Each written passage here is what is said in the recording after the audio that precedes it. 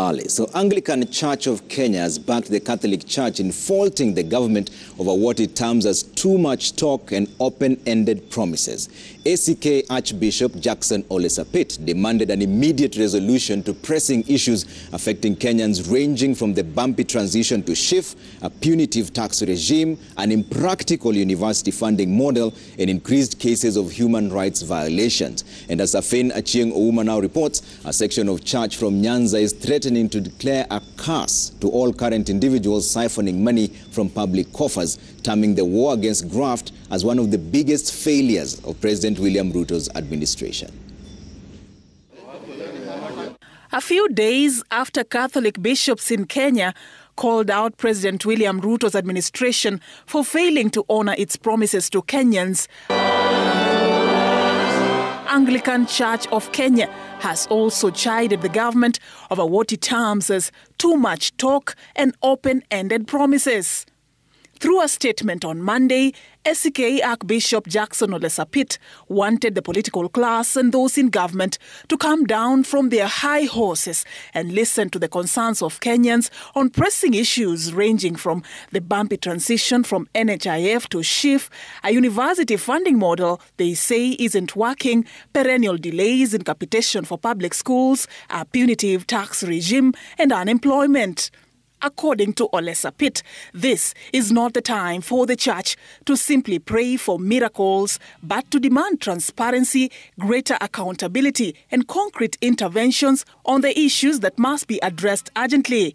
Just now, a section of religious leaders from Nyanza region have also taken issue with those blasting the strong stance by the Catholic bishops against corruption.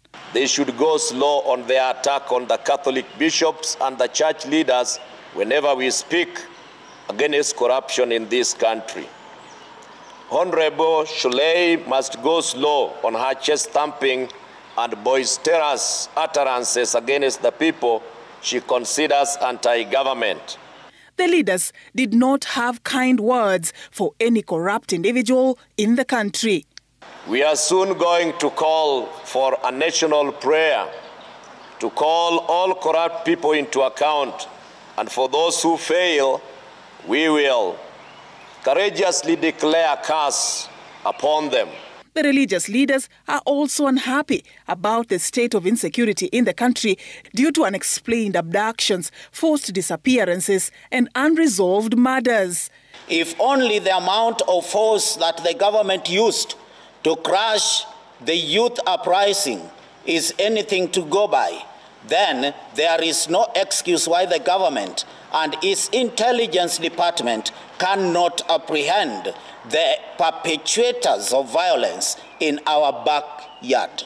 They claim the nation has slipped into political totalitarianism, blaming the formation of the broad-based government for silencing the alternative voice that could speak for Kenyans.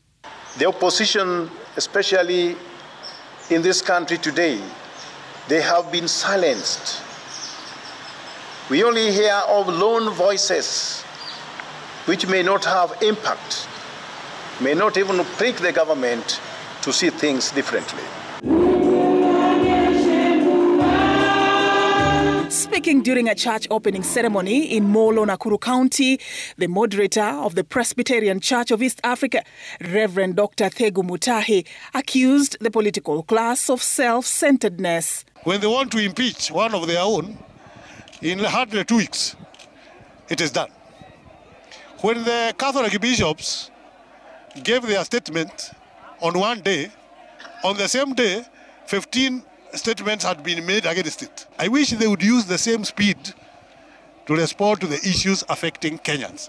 The religious leaders have demanded a complete overhaul of government policies they term impractical and ill-timed. We are not actually pleading. We cannot and will never be cowed into silence. Safin Achieng Oma, Citizen TV.